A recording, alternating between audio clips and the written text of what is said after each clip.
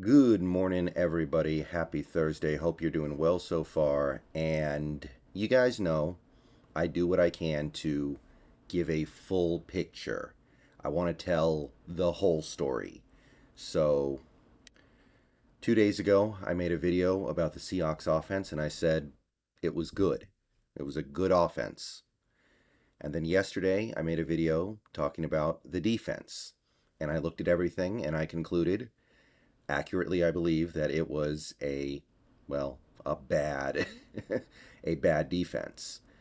Well, that leaves one part of football left: special teams. So let's take a video to talk about the special teams just to kind of understand where we are as a team. And I'm happy to report that overall, the Seahawks special teams, it's not good, it's not great, it's elite. And there are many different ways to quantify that. But one of the best ways to do so, in my experience, is to go look at the DVOA rankings. It basically takes everything to do with a team's special teams performance and mashes it all together into one stat. And as you can see, the Seattle Seahawks in DVOA are ranked fourth. Buffalo is way ahead of everybody, and then you have basically three teams right at the 4% mark, and then you have a big drop off to number five, Atlanta, 2.5. And in terms of weighted DVOA, we are actually second. And when you combine that with last year's rank, where we had the fifth best special teams unit according to DVOA, it tells you that we've established a pretty good track record of success at getting things done on that third side of the football.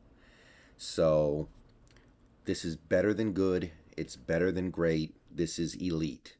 And the components that have made this special teams unit elite are the little things that sometimes as a fan you can forget about. They're the things that you don't think about. It's the little things like Joey Blunt, who I know he's missed the last several games, but when he was on the field, was a really good special teamer. He might have been our best special teamer this year when he was out there. Picking him up in UDFA, little things like that.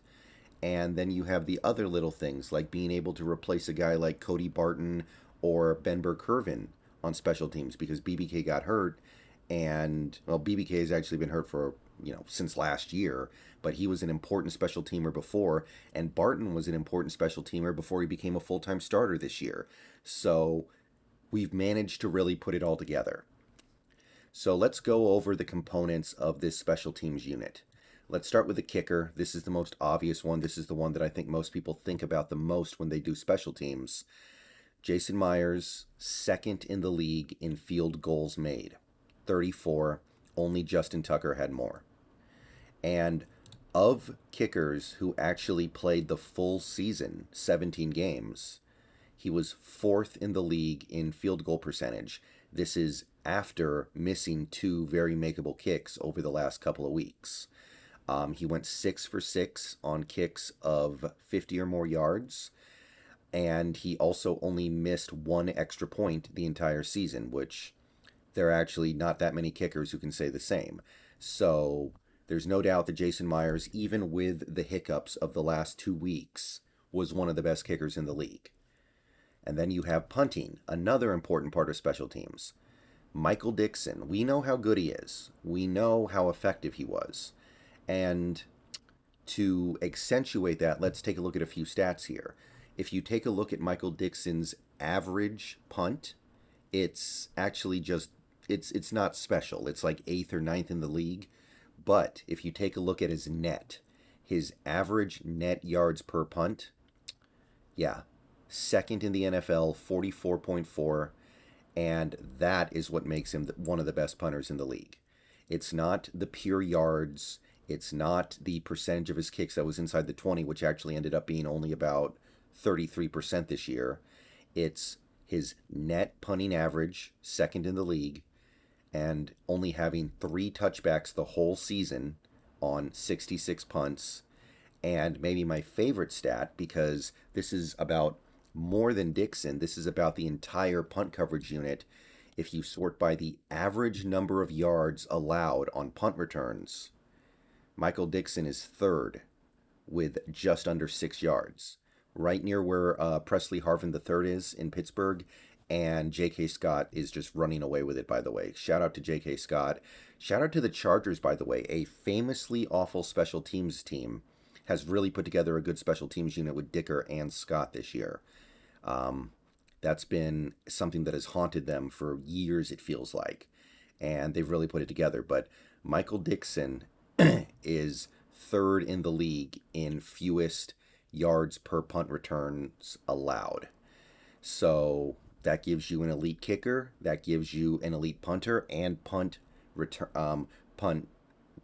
I guess you would call it the punt coverage unit, and that's a pretty huge part of the picture right there. Those two guys alone would make this special teams unit pretty great. To kind of further accentuate the high quality of this special teams unit, though, let's take a look at kick returning, and you can see that the Seahawks have a representative in the top 5. Now, he only played the 5 games, but in those 5 games, he was able to build up a kickoff return average of 28, which would be good for 5th in the league. Now, he's going to have to come back next year and prove himself over a full season, but you can clearly see that he's taken this special teams unit to another level. There isn't even another Seahawk player on this list. No other Seahawk player qualifies. So, yeah, we ended up with a elite or borderline elite kickoff returner by the end of the year. And even if you take him out of the equation, if you take a look at kickoff returns collectively over the season, the Seahawks were still top 10 with 24.3. So they didn't have any of the big returns like Buffalo and Baltimore did. Green Bay had a big kick return. Minnesota had a kick return for a touchdown. They didn't do anything like that. But the Seahawks grinded out a top 10 finish in, it was actually 9th overall, to be precise, in kickoff returns. Now, there are a couple of areas where the team was a little bit lacking. And this first one should be pretty obvious. Punt returns. We're actually near the bottom of the league in punt returns, and I believe we're actually 25th, so kind of funny there. Our ranking in kick returns is identical to our offense, and our ranking in punt returns identical to our defense. And it got to the point where I think most Seahawks fans just wanted to see a Seahawk fair catch every single punt. And actually, we returned so few punts, our number of punt return yards was all the way down at 109, fewest in the league. So I don't think that's going to surprise anybody, but that is one area where you could stand to improve. And the final area I kind of want to look at here is kickoff touchback percentage. You want your kickoffs to be touchbacks. It's just much easier to deal with. And as you can see, Seattle was actually slightly below average in their kickoff touchback percentage in 2022. It was 57.5% approximately, and the league average is right around 60. Now, what I can say, this is a 20% improvement over 2021, so at least we're headed in the right direction. But if we want to have the best special teams unit in the league, those are 2 areas where you do need to improve.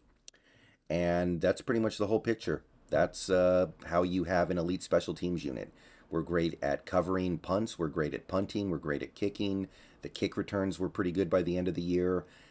And I can say that this special teams unit during Pete Carroll's tenure has mostly been really good.